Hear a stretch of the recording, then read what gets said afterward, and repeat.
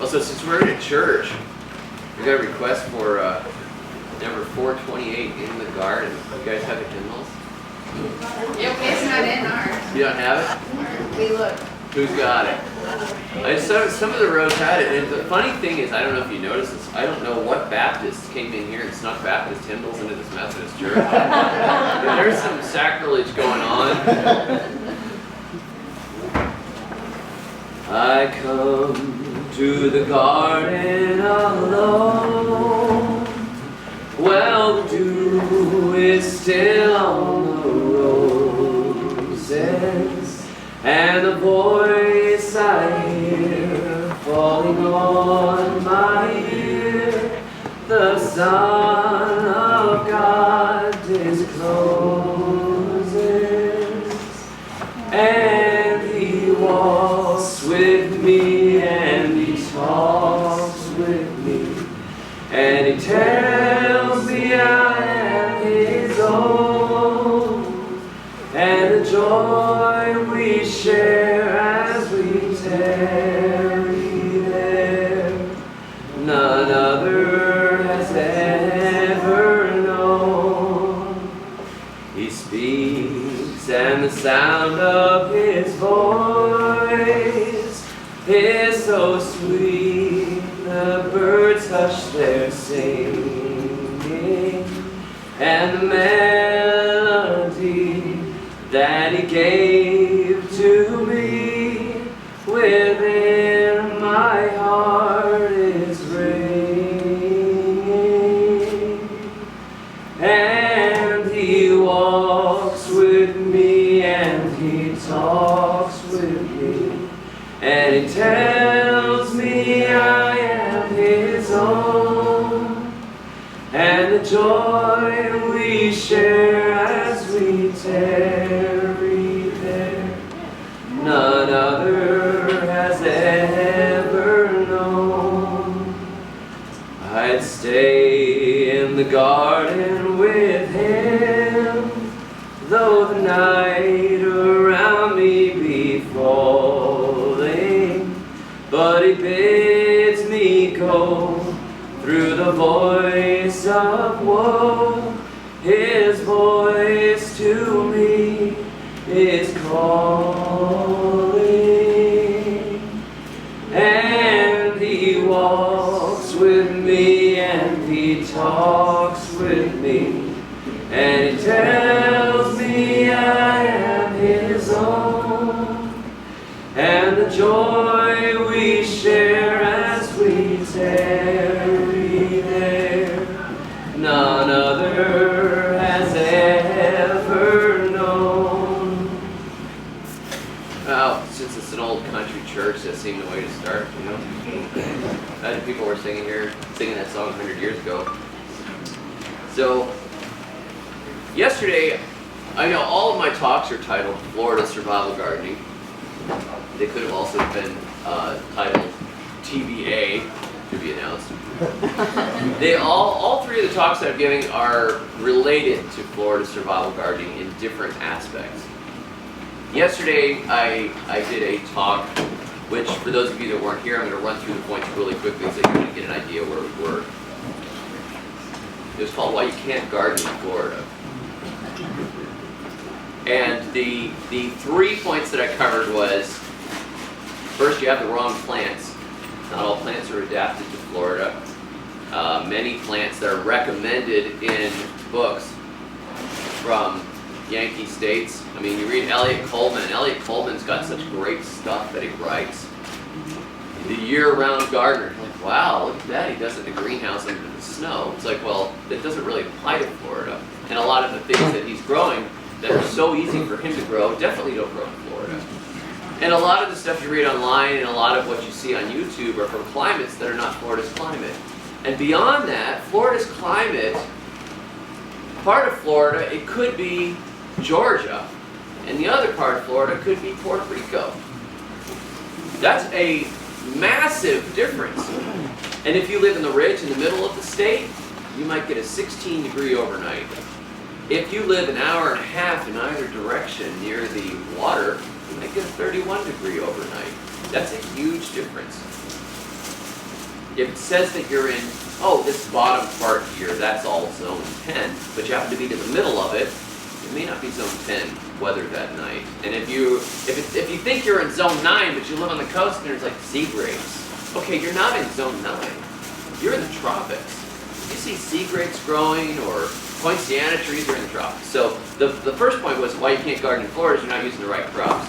So you guys know that I am a big fan of true yams, right? That's from Africa and Asia and all through the Caribbean. They grow like weeds and people grow huge amounts of food. When I discovered them from Florida, I said, why are we fighting so hard with the fire ants to try and grow, potatoes? Sometimes the potatoes do great, but sometimes the fire ants get in the middle of them and tear them all up, or worms get them and everything else. But the yams, nothing ever kills them except the state of Florida. When the UF goes out with their spray, it's spraying by the side of the road because they're invasive. So the second thing was the wrong methods. Florida, can you guys cram in? There's a good space up here. There's more space over here too. The wrong methods. I talked a little bit about raised bed gardening. There's nothing wrong with raised bed gardening. People think I'm really judgmental. That's because those people are dumb. So, but no, I talk about raised bed gardening. Raised beds can be great, but the reason they're often recommended, or they're recommended for two reasons. One, because the soil warms up faster, and two, because they have better drainage. And both of those things in Florida sand, you don't want the soil to get hot early in the spring. Actually, cooler would be a little better. So in the ground, it's a little cooler than if you raise it up and it warms up. The soil warms up so fast. You don't really want that, especially when we go from 60-degree days to 95-degree days, sometimes in a matter of weeks. So, and the methods of, like, let's improve the soil, let's just add compost. Some of those things don't work particularly well in Florida. You can keep shoveling compost into the ground and it's like you just threw it in a dumpster. It doesn't really build into what you would think of as soil. It just turns into sand dunes again as soon as everything's off the ground. And so the third thing was the wrong time. Florida has a unique climate. We basically have two major growing seasons, which would be the spring and the fall. The spring before it gets brutally hot, and then the fall and the brutal heat is starting to taper off, and then we hopefully have a long cool season going in before the first frost, if you're in part of Florida that frosts, which I assume most of you guys would be central to North Florida. Do we have anybody from South Florida here? About South Florida, you're in the tropics. So you don't have to deal with the frost except every maybe 10 years or something like that. So generally the growing seasons work. Now in South Florida, you get the benefit of the entire winter growing season. Like my mom can grow Seminole pumpkins all the way through the winter, which is really nice.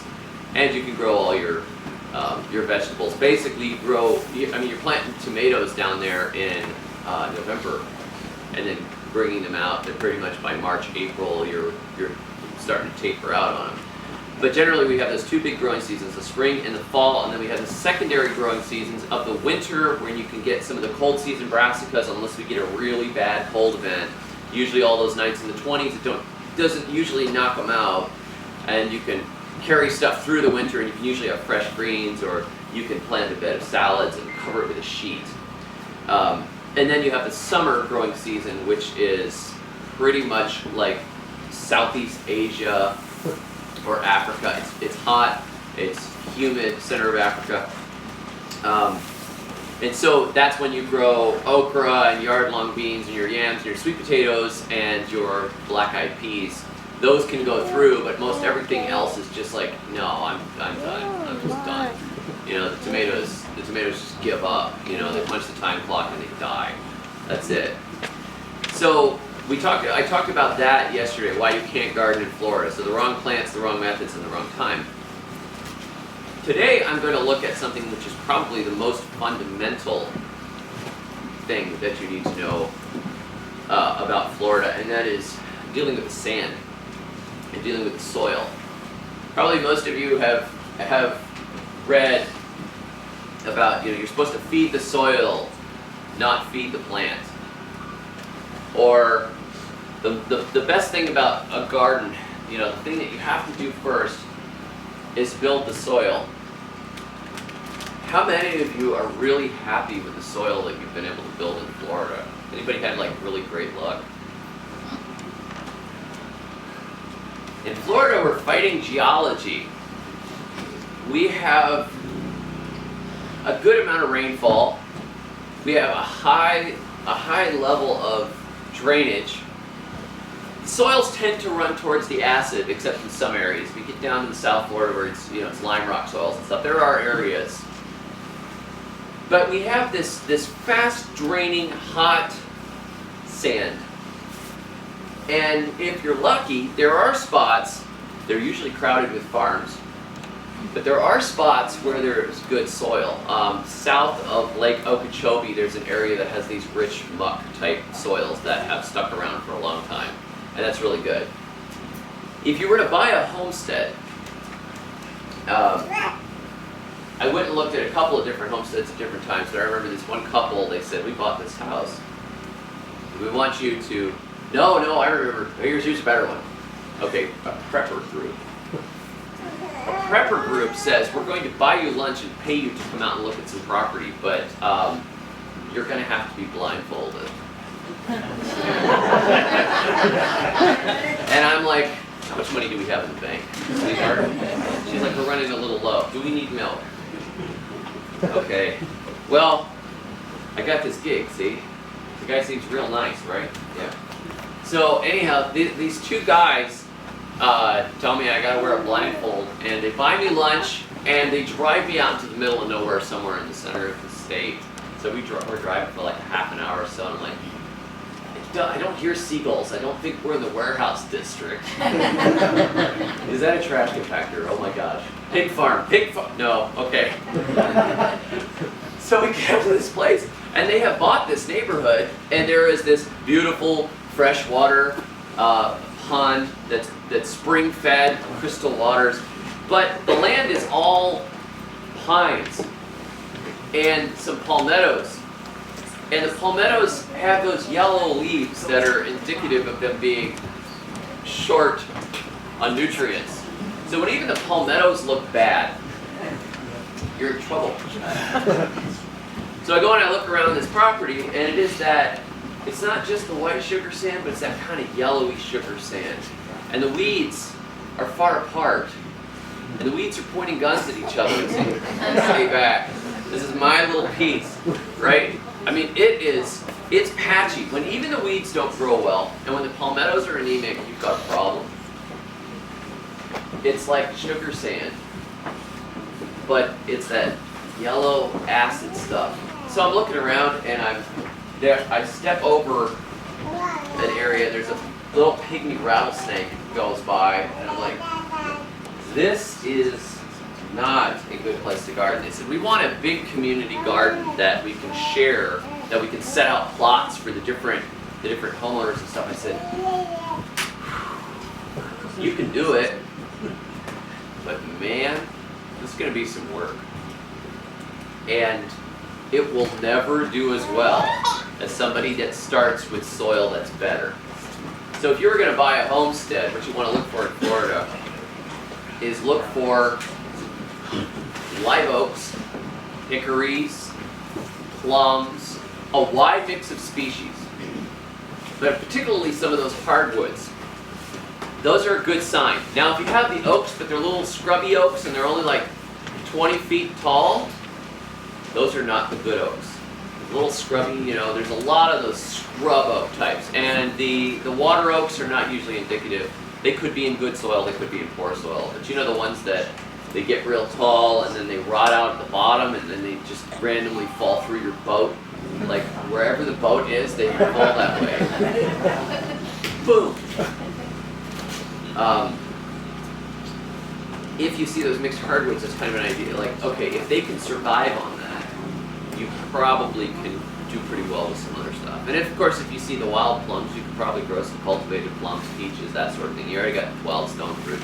And you can spot those plums when you get out early in the spring. You can see those little beautiful bursts of white by the side of the road. If you get close and they've got those pretty little 5 petals, looks like a strawberry or a peach flower, so there's that There's that distinctive Rosaceae family look to them. Beautiful. Buy the soil first, if you can. Most of us don't have that luxury, because most of us are just trying to get a place to live, and you're like, well, this house has pretty much what I need. The backyard is a sand pit, so we won't have to mow, you know. We've done that. And you're gonna have to fight with it forever. So the first thing is the geology is against you with the soil. So let's say you've got that sugar sand. You've got a couple of options. I was talking to Steve Solomon. Any of you guys bought any of Steve Solomon's books? He wrote Gardening When It Counts. Steve Solomon, I was very influenced by him when I first read him over a decade ago. I said, man, I like the way this guy thinks. He's kind of curmudgeonly, and he bucks traditional wisdom in the way he gardens, and he's like, don't plant stuff all close together, plant it out wider. He says, give everything plenty of space, give it, you know, and you can grow you can just grow with rainfall, and all you need is a hoe, you don't need a tiller. And I was like, I like this guy. He's not really trying to sell me anything. He's just sort of like, just go make a garden and leave me alone. You know, get off my lawn. And he's also very interested in soil nutrition. And he is 79 years old. And he just wrote a new book for me. We became friends. And I told him, I started publishing out, Steve. I said, I want to publish a book. I want to publish one of your books. And he's like, huh, okay, that's interesting. I haven't written a book in a while. Like, well, I said, I want to publish that book you wrote called Gardening Without Irrigation. And he says, that one? I said, yeah. I said, I said, it fell into the public domain. He goes, oh yeah, no, you can't publish it. I said, why not? He says, because I wrote it 30 years ago. He says, I'm going to rewrite it for you, and I'm going to expand it, make a second edition. It'll be awesome. I'll do it gardening with and without irrigation, so you can get a whole thing about how you deal with water on your property. I said, okay, great. That's better aspect. So that's actually going to come out in a couple of weeks, which I'm really excited about. But I'm talking to Steve, and he says, David, you're familiar with those marijuana growers? I was like, yeah, they comment on my blog occasionally. I said, I used to be in favor of legalization. But after dealing with their comments for a couple of years, I'm in favor of the death penalty. That's it. Dude, I got these bugs. Well, stop it. It's the most beautiful plant on the earth. Like, you could live on it. I'm like, no, I don't want to.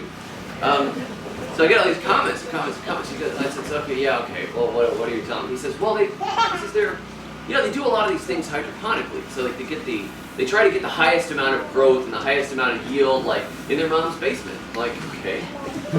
He goes, so they're like cutting edge they're cutting edge. I'm like, okay. All right. So he says, David says, you know, they use different mediums like rock wool, right, or gravel beds and things like this. He says, you've seen some of those hydroponics. He says, it's not just those people, you know. He says, the way you explain your Florida sand, he says everything just goes through it and burns out, right? He says the humus doesn't really stick around. He says it's hot and it's humid and the biological activity, everything just gets chewed out of it real quick. He says, yeah. He says think about it like a hydroponic medium. He says your sand holds the roots in place. He says they get the moisture they need out of it, but they're not getting much in the way of nutrition. Well, that's an interesting way to think about it. I said, well, Steve, I've done some experiments. I said, you know, you've seen those barrels that I make that Dave's fed in swamp water. I said, where I go and I irrigate the crops because I got tired of trying to make enough compost and then having the compost gone in one season. I said, I feel like I stir it in and it's gone again. I don't know, like the fire ants are eating it or something. Just gone. And he goes, yeah, that's right. And I said, I go along the bottom of I said, particularly if it hasn't rained for a week or so, I said, I'll take a couple of watering cans and I'll walk along the rows of corn and water them in. And I said, they really seem to like that. He said, that's called fertigation. Fertilizing and irrigating at the same time. He says, that's exactly right. He says, but if you can make any kind of nutrient solution, he says, particularly if you get something that's balanced and it's got more in it. He says, get everything, as much as you can, get it in the nutrient solution, and he says, and just drench the plants with it. Like at the time when the dew would come in. He says, so you go and you pour it all over your plants in the evening, and then they'll soak it in overnight or pour it in the early morning before they wake up. And I said, well, people say that that'll give them diseases, water at night. It's like, So yeah, I feel the same way. I don't care. If it gets a disease, it was weak. It doesn't deserve to live like that. I used to have 13 kids. So I said it's called, it's just called fertigation. You go and you water it. So one approach to the sand and to gardening is to say, well, you know what? We can't fix it that much. You put in the compost that you have. Maybe I've had some luck with tilling under alfalfa pellets. Don't get a bag of alfalfa pellets and just fork them into the garden or turn them under with a tiller, whatever you have convenient. They have they'll slow release some nitrogen. They add a little bit of humus, but the next season they're gone. And I am really interested in survival gardening, right? So if things keep getting worse, if the supply lines break, etc., we shouldn't be counting on food from Iowa. We shouldn't be counting on food from Chile. We should be able to get food in our backyards. We've got a warm climate. We've got plenty of growing season. We just got this dirt that fights us. And we don't necessarily know all the plants that we should be growing. But if you guys have read my books, you've got the list of plants already. I mean, you got an idea of some of the staples that you grow to feed yourself. So I like the idea of not having to go and buy alfalfa pellets, not having to go buy triple 13 to try and get stuff to grow out of the sand. So I love the idea of making barrels of stuff and going and keeping everything alive and making it good. So today I'm going to talk about how to feed your garden for free, fix that soil. The first thing, of course, that is a constant fight, but really does help the growth of plants, and it helps with their disease resistance, is making compost. If you have the ability to get a whole bunch of wood chips, there's that no-till cult, right? The deep wood chip people. And every time they see me like out in the garden digging or something, they're like, have you heard of no-till? They're like, you chipses, right? And look at it's sometimes I was down in the Caribbean there for almost 5 years, and people kept saying, why don't you use wood chips? Why don't you mulch your garden? It's because they don't have the infrastructure for that. There is no chipper here. So I watched the road crew. They got 2 guys on the ground and they got 1 guy up in the tree with a machete to clear the power lines. Yo, man, you cut that now! I get it just so! Don't you drop that line! Don't drop on that line! And the guy's like, I'm not dropping on the line! Once you come up, that's too fat! They're just like up there and they're hacking with a machete and they get this guy like just hanging over the road. I was like, what am I gonna mulch with? And also, have you noticed when you mulch in Florida how quickly the mulch disappears? It makes that sand starts to get real black and rich, and you start to get earthworms in it. It looks really good, and you can smell the fungus in there and stuff. But if you leave it alone for a couple of years, if you don't constantly replenish that mulch, geology wins. Geology always wins. It gets eaten by the soil. So the compost, making the compost, if I can make enough compost for the real needy stuff, I can concentrate, like if I want to grow some really nice vegetables like cabbages and broccoli, things like that, they just really don't like to just be put out there in the sand. They don't do so well. They really need babying. That's where you might have your raised bed with like a really good dirt in it for those kind of things. Your yams and your cassava and that other stuff, they like the compost, but they don't need it like the tender stuff. Those tender Yankee plants, they're used to their nice humusy rich soil. If you want to try and grow tomatoes, like every year we try and we get a few tomatoes and we think it's going to be the year that it's going to work out, and no. But that compost, I have found that one of the best ways to do it is if you can have chickens. You can throw all the fall leaves and stuff to the chickens, just bags and bags. I helped a friend of mine she's like, I'll help you move that refrigerator with my truck if you help me pick up some bags of leaves. I'm like, sure, that's fine. So she pulls up to the house, and I take a couple kids with me because I've got all this child labor, right?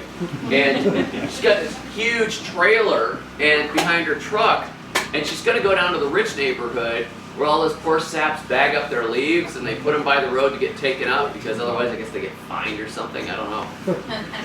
So we go, and a couple of kids are riding in the back of the trailer, and they're just throwing bag after bag after bag after bag of leaves, and we stacked that trailer all the way up and then filled up the back of the truck and got all of these leaves. Calvin, is the microphone on? Yep. Good. I always forget to turn the microphone on. So there'll be like this great video where Josh, do I look that stupid? You know? I don't ask my wife for that.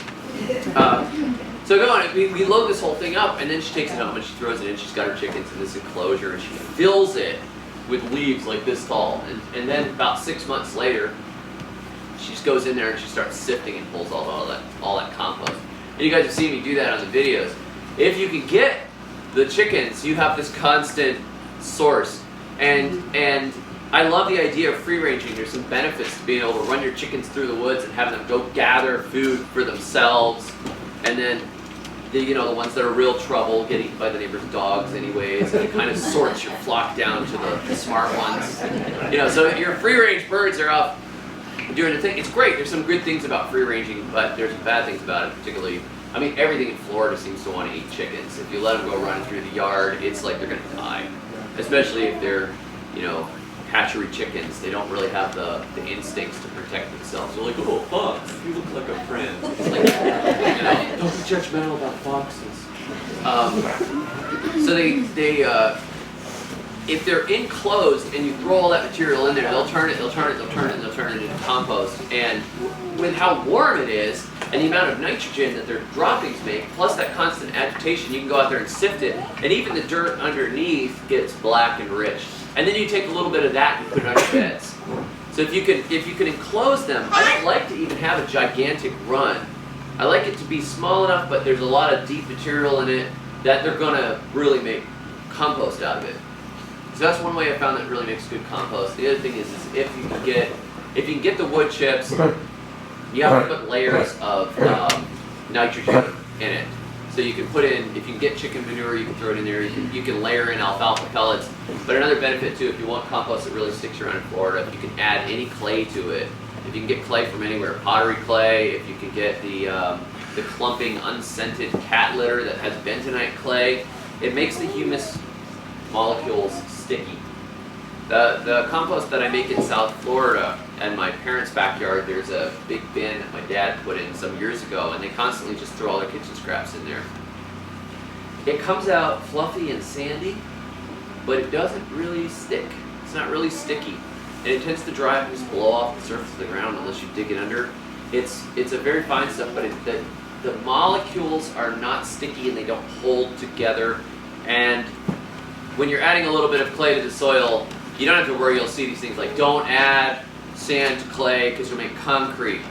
Well, that's true, but the small amount of clay it's really not concrete. If you ever do one of those soil tests somewhere like in Georgia where you can have some pretty nice soil and you shake it up in a jar with some water and it stratifies out and you're like, there's the gravel bit at the bottom, there's a sand layer, there's the silt layer, and there's some clay, and the clay settles down. And you're like, that soil's still diggable. It's got like that much clay in it to that much sand. It's fine. You're not gonna end up with rock hard sand. You would have to put so much clay back there. But I would always try to put a little bit in there. I just had a friend come through from North Carolina who was coming to visit, and I said, could you do me a favor? And he's like, sure. I said, could you bring me some buckets of dirt from your backyard? And he's like, okay. What is it doing, But he actually went out in the cold and dug me buckets of Carolina clay, thick clay. So now I can take that clay and I can mix it up with a little water, make a slurry, and then water the compost pile, every layer, throw a little slosh in there so that clay soaks through and it makes it sticky. We talked a little bit about Dave's fetid swamp water. If you want to make that, that is basically just anaerobic decomposition, which is the evil way to make compost, right? That's where you get all your sulfurous methane compounds, that kind of thing. I once had a 55-gallon drum of manure. It was almost to the top, and the manure was sitting out there, and I was going to like cover it and see if it would just kind of compost down in the barrel. But then it rained and rained and rained, and the top blew off in the rain, and so it filled up with water. And so I had this like manure slurry, and I'm like, oh gosh, I'm just gonna have to dump that somewhere. But it weighs like 3,000 pounds. You know, it's a 55-gallon drum. I'm like, I can't pick that up. I'm gonna, oh whatever, I'll just get to it later. So after a few weeks, I noticed it's bubbling. Kick it. It's like. Right? I'm like, I wonder. So I go inside and I get a lighter. Oh my God. Light the lighter and kick it, and sure enough, boom, little flame, every one of those bubbles, because it's full of methane. I'm like, well, I'm going to do a YouTube about my methane digester. Figure it out. That's so smart. But it was just a total accident, you know. And so this is anaerobic decomposition. You get a different thing. And of course, anaerobic decomposition is where you also get alcohols and other compounds that are not necessarily the best for the garden. However, the amount of nutrition that you can get in the barrel for the tiny, tiny amount of work is really good. Right? So people are like, are you doing this to breed the bacteria, like special bacteria for the garden? Like if you spray, you know, your plants with compost tea regularly. If you ever read Teeming with Microbes, there's a book called Teeming with Microbes. And it's like teaming, like we're on a team, you know.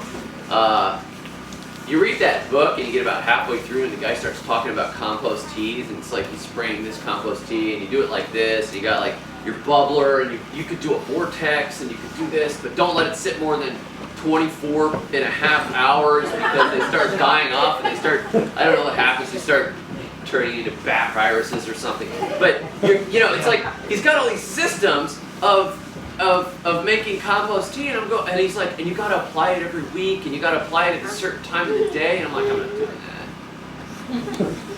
There's no way.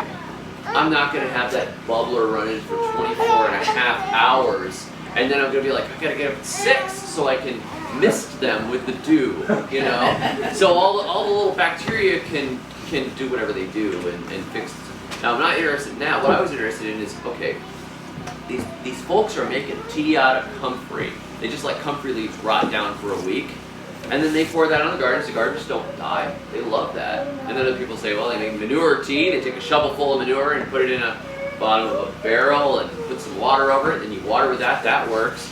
But somehow it comes to, like, if I say it's like compost tea or it's, you know, it's anaerobic, that people freak out. I'm like, why are you not putting the dots together here? If you put a bunch of materials in that thing and let it rot down, right? You got some real green weeds over here. So you just gather up those weeds and you throw them in the barrel, and you got maybe chickens over there. Maybe you don't have chickens. Maybe you've got another nitrogen source, right? Maybe you've got some spoiled alfalfa pellets that the kids' guinea pigs didn't eat in there. Maybe you've got a kudzu patch.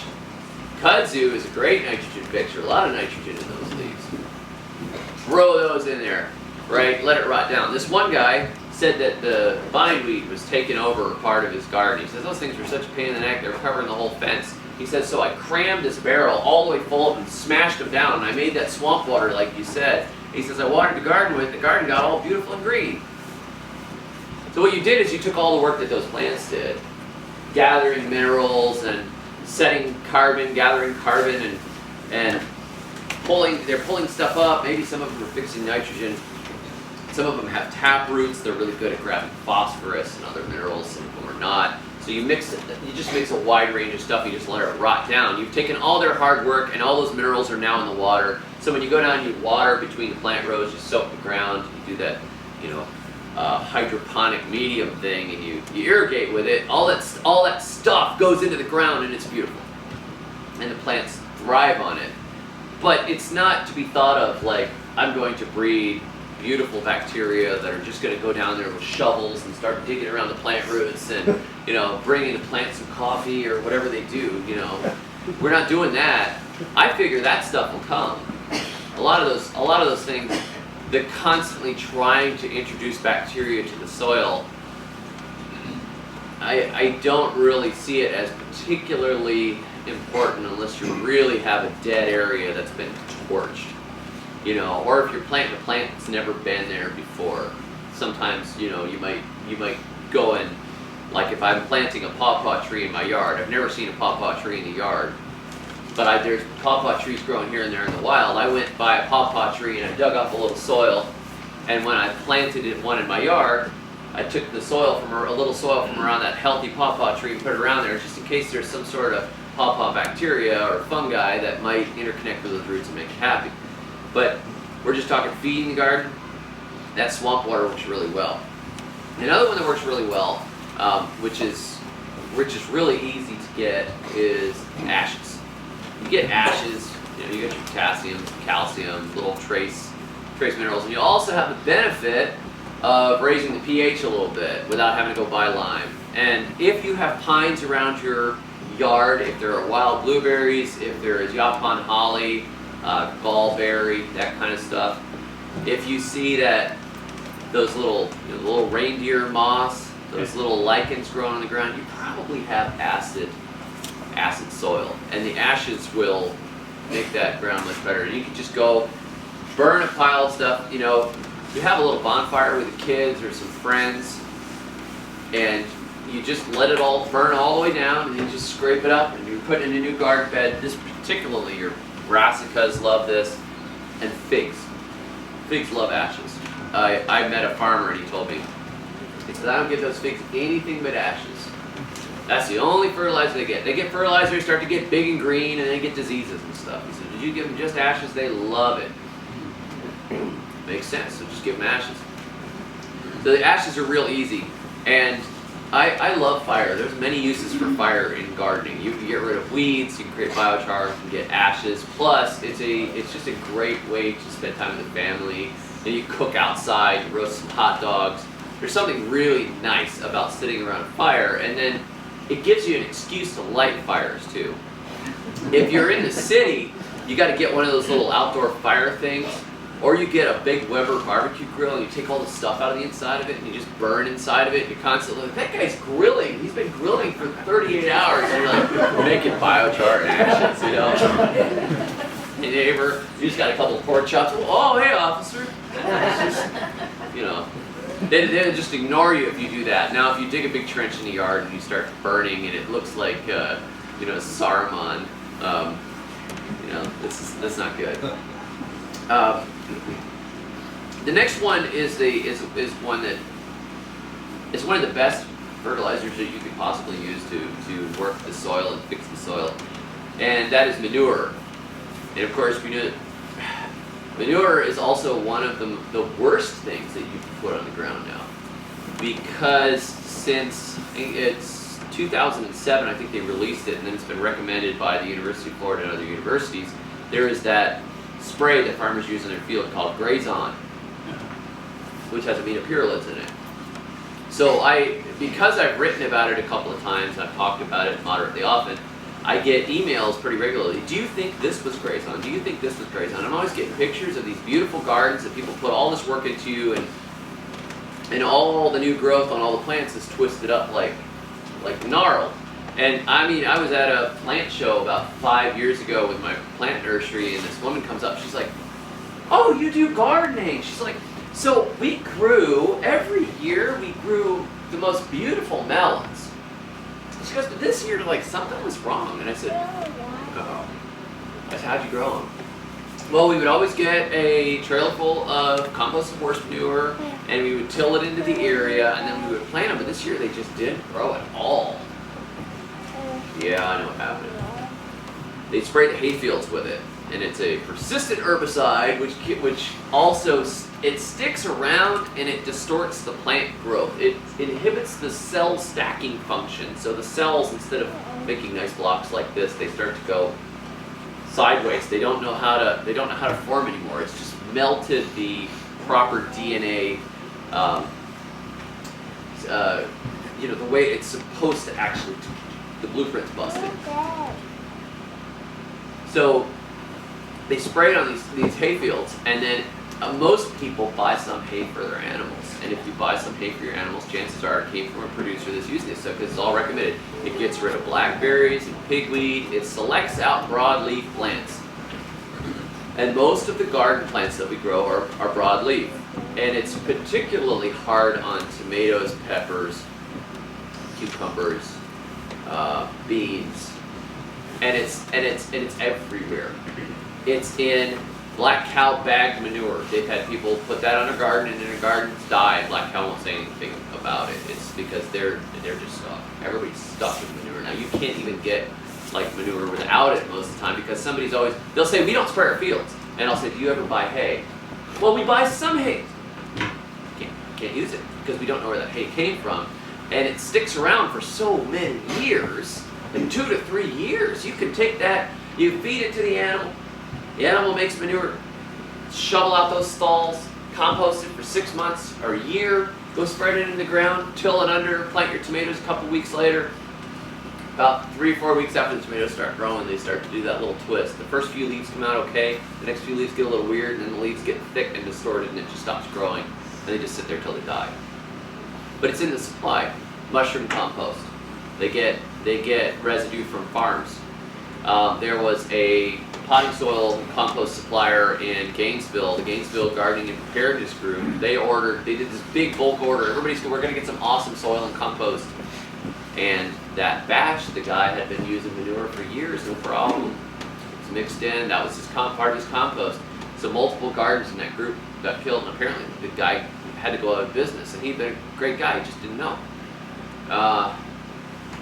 It's really frustrating because it's so toxic that it sticks around, and it's so ingrained in us that you throw manure in the garden and you make a garden grow, and everybody tell you go get some manure, and your next door neighbor's got horses and they're like, hey, you want some of this? And you got to say no, and it's like, dang it, man, I could have done the whole year's garden on that horse stall that just got emptied out. You can't do it.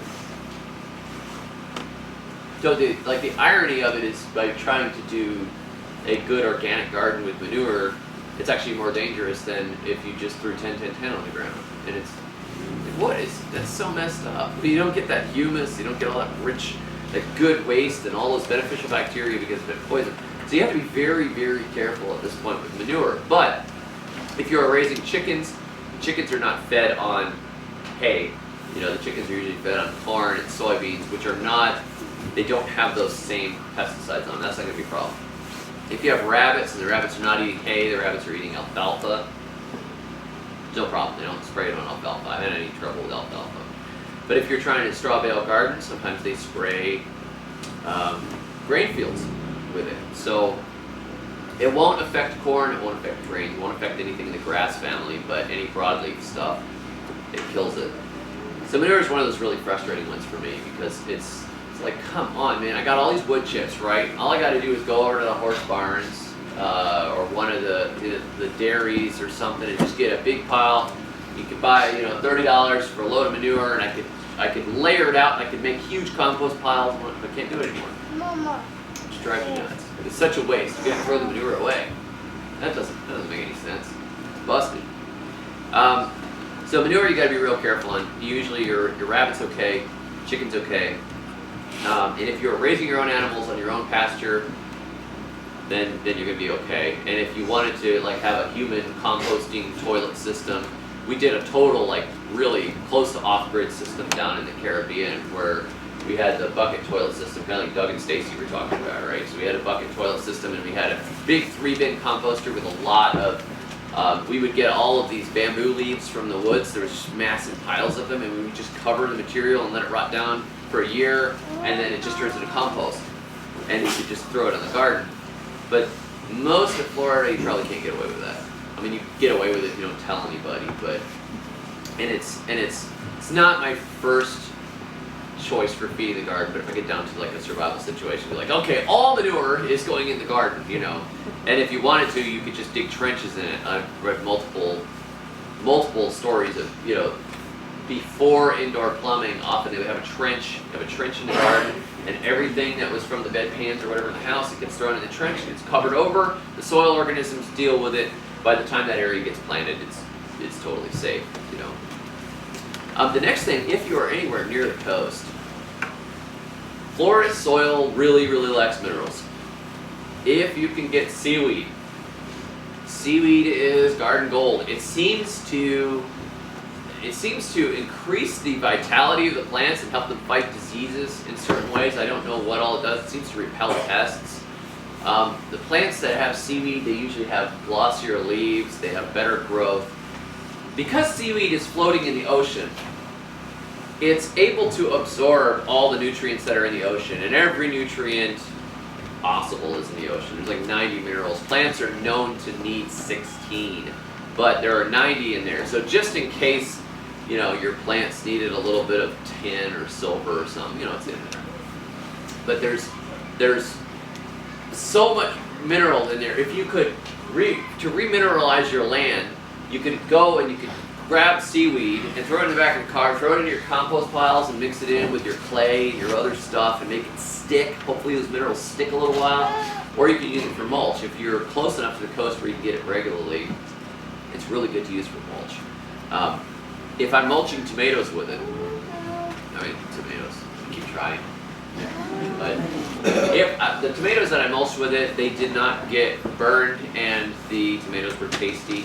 Tomatoes actually benefit from a little bit of salt. They're already a little bit salty. A good tomato has a little bit of saltiness to it already. So a little bit more salt in the garden is good for the tomatoes. Even if they get burned a little bit, they make better tasting tomatoes. But I found that peppers and some other plants, they did not like the salt and the seaweed, and I had to rinse it first. But I test, like I'm not really afraid of killing plants because I've killed so many already. My conscience is just broken. So I'm like, I'm gonna try it and see. And I've learned so much by not being afraid. Like if you have one tree, you know, like I've had girls talk to me, right? They get a plant and then the plant is like their baby and they're like, I don't know. There's like this fluff that's on the bottom of the leaves and what do I do? I'm like, I don't know. Get a couple more plants and if that one dies, you know, it's cool. I guess just I don't know, dunk it in the dishwater. You know, there's a little soap in there. If there's something on there, it'll kill it. Just dunk it in. Is it gonna die? I don't know. Probably not. I mean, can you eat it? You can't eat it. Yeah, just dunk it in the dishwater. I don't know. Put it down the incinerator.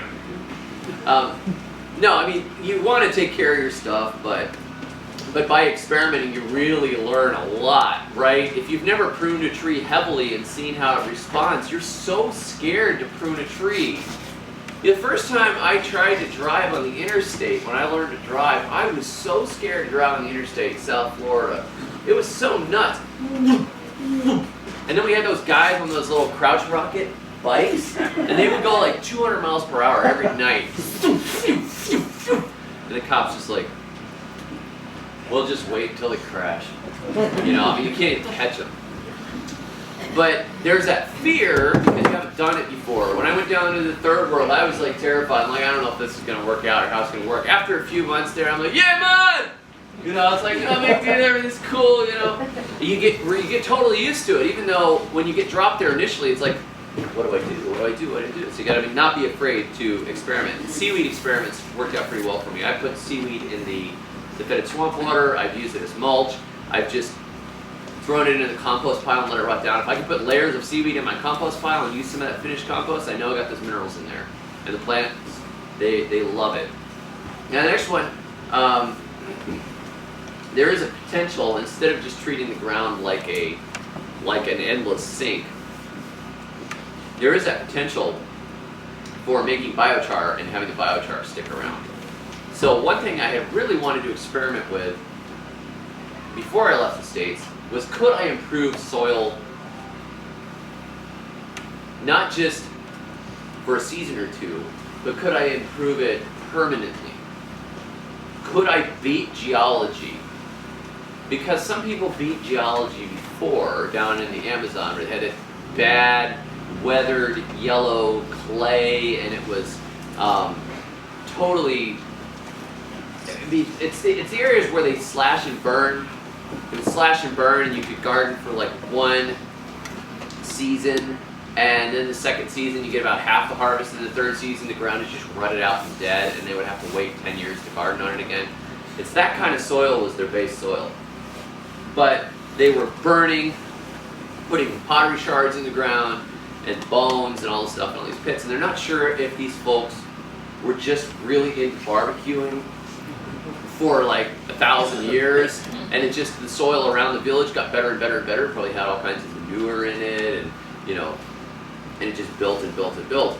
Or if they did it on purpose. My bet is they did it on purpose. A lot of people say it's refuse pits, but there was so much broken pottery in it. It looks deliberate, unless the husbands were just awful and the wives were mad all the time. I mean, I'm like, get out of here! Stop barbecuing! I'm throwing the pot out the door. I have no idea, because it's like, you look at these layers and they've got 6 foot deep, this terra preta soil. 6 foot deep, and it's got all these shards of clay in it. It's like, how much pottery these guys make? I mean, they're like, maybe it's a hobby or something. They're like the world's best ceramic artists, Maybe they were exporting it. I have no idea. But there's tons and tons and tons of this soil, and it's rich and black, and one of the biggest part of it is carbon. There's a lot of charcoal in it. And it's really alive, and it stays alive for years. People continuously farm on it without it burning out. It doesn't just burn up. And regular humus burns up in a tropical environment, particularly with the rainfall in the Amazon. We know what it's like in Florida. Everything just washes away. You ever go out in your yard after a rain and you see those little rings of brown where all the stuff in the ground is washed? There's like the little bit of soil organic matter gathers in little ripples. And you can see it across the grass as the rain fills up and it recedes and it comes up. See those little ripples. There it is. There's my humus going down into the neighbor's yard, It's the idea of permanently improving really, really appeals to me. But there's a lot of hocus pocus stuff around biochar. They're like, there's environmentalists kind of have this idea like, if we can sequester all the carbon, we could char tons and tons of trees and bury them in the earth, and we could reduce the CO2 in the atmosphere by burning the forests. Like, you become the very thing you swore to destroy! Like, you're gonna burn a forest. Anyhow, so they have this idea like we could grow a bunch of biomass crops and char. They're not quite that, maybe. But there's, we could bury it. So there's a lot of like, we have to sequester as much carbon as possible. It's like, okay, I don't care about that. I don't really have that much interest in that. What I am interested in is, how can I fix this sand? Like right here in my backyard, How can I fix that sand? And so, what I did find out was watching Stephen Edholm. Stephen Edholm is Skill Cult on YouTube. He's a friend of mine. He's very, very smart. Very, very smart guy. And he was burying biochar in his garden, and he did this experiment. He's going to have some with none, and some with 10%, some with like 25% in these different plots, and he planted in them. And at the first year, the ones with biochar did horribly because biochar sucked up the nutrition in the soil. The second year, they did so-so, and then the third year, they really started to get better, and he shows them side by side. He's got these leeks that he's planted, and the ones with no biochar are like this tall, and the ones with some biochar are this tall, and the ones with more biochar were this tall. And he said, yeah, my terrible soil right here, it definitely made a difference. David, you should experiment with it. But he told me this right before I went to the Caribbean. I was looking at it. So I didn't have Florida sand to work with. Now I had volcanic clay, which was totally a different thing. Biochar really was not useful to me. But I found out a couple things about it. One of them is that it helps the exchange capacity of the soil, meaning that the electrical connections that are necessary to pull minerals out of the soil are enhanced by the presence of biochar. And also burning clay apparently increases the electromagnetic energy of the soil. You can actually pick it up more. If you were to look at the magnetism of the soil, it's more alive.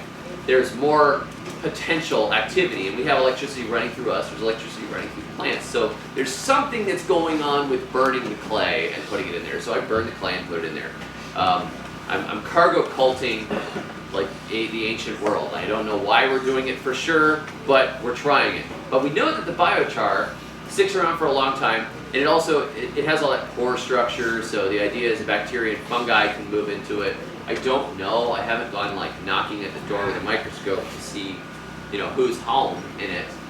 But I did notice that if I made biochar and I soaked it in a nutrient solution and then buried it in the soil, we got better, tastier crops. So I know that it at least acts like a battery and holds some minerals, which is really good, because anything that holds minerals in the soil here is desperately needed. And normally that would be the function of compost. If compost isn't going to stick around, well, let's char some trees, char some brush, and then smash it up and put it in the garden. So I think there's a lot of use there. Flora Banlon, I think he might be giving another talk on biochar. It might be worth you guys sticking around. He's been experimenting with it. I like to burn in big pits, but he's got this retort thing, which is, that's like science there, But another thing you can do, green manure. Anytime that you've got a chance, if you're in between crops, you get to your end of your spring growing season, go get a couple of bags of black-eyed peas, throw them around on the garden bed, rake them in, and water them in, and get them started. They're going to add nitrogen, they're going to add carbon, they're going to keep the soil alive. They gather sunlight, they pump sugars into the soil, they keep the soil life moving. Things look good. It keeps life in the ground, and it keeps it from turning all into stickers and stuff. You've got at least a cover on it, and all that green. When you chop it down, you can let it rot. You can just chop it right off when they get, either not even full size. Whenever you want to plant the next crop, just chop holes in it, or chop them down, just let them lay there as mulch and plant right into it. Or you can fork them under the ground and let them rot down in the soil. You will add humus to the soil for the next crop, as well as adding nitrogen. Winter rye or ryegrass, or you go get one of those buckets of hard red wheat that they've got over there. You can plant that now, or spring wheat. And so you don't really care about growing wheat that much. Doesn't matter that much, but it's a pretty cheap way to get a lot of carbon, which you can cut the tops and use it for compost in your compost pile, rot down, and they make all those channels and they keep it alive. So the green manure I definitely would not overlook. Anytime you can get a little bit on the ground, then that's compost you don't have to make. And of course, the last one I'm going to cover is if you have a big area of bad soil, and particularly if you want to grow something like pumpkins, the melon pit idea that's in Compost Everything. If you haven't tried that, anybody tried that? It's called a melon pit. Dig a hole in the ground. You tried it? You tried it? So you dig a hole in the ground. You've got some nitrogenous thing, right? You had a chicken dinner. The picked over carcass of the chicken. You dig a hole about that deep. You want it to be deep enough so the raccoons don't dig it up, or your dog, or whatever. Get it about that deep, and you throw that chicken carcass down at the bottom. Throw in some hot chicken manure. You can throw in some an old lasagna. It doesn't really matter. You want something that's got some meat in it, some high nitrogen, and as many different nutrients as you get. So you put some crushed eggshells in there. You put in a coffee filter full of coffee. Right? That pit, then, you may not have good soil all around. It's horrible, horrible soil. Like if you just went out and planted in it, or if you tried to fix it all. I mean, how much compost do you need to do like a big patch of pumpkins or melons or something like that? It's terrible. You could spot improve it. And you could also plant corn on top of it, or sunflower on top of it, or whatever. You're just making small spot fertile areas. So you dig it, if you've got some ashes, sometimes I'll dig a hole and I'll burn a fire in the hole, let it burn down so it's got some ashes and char in the bottom. Then I'll throw in bones, whatever leftover junk. My wife makes stock. So when all that's left over, that's where the stock has been cooked out of all those bones, I'll take those bones, I'll throw them in the bottom there, and I'll plant on top of it. Rake that soil back. If you've got a little handful of compost to put in the mounds to get the seeds started, that's good. Plant a few seeds on top. I usually plant pumpkins. I love Seminole pumpkins. Seminole pumpkins are awesome. My daughter has seeds over in the store. My wife roasts them in the oven and they taste delicious. My daughter's got her mixed up seeds, Seminole pumpkin seeds. Really nice. Plant a couple of seeds on top of it. The plant starts to grow okay. It looks pretty good. And then suddenly they'll start to turn deep green. When they find that, they can just sort of take what they want out of the meat. They'll go down there and man, this is pretty good. And then they start to grow, and they really grow, and they will grow the entire season. So when you see these things like you look at your ground, you say, I gotta improve so much. If I'm gonna do this right, oh my gosh, I can't, like a pumpkin takes up so much space. How can I do this? Or your butternuts. Or if you wanted to grow some little patch of corn or something like that, you could dig trenches and throw stuff in there. The roots will find it, they'll take what they want.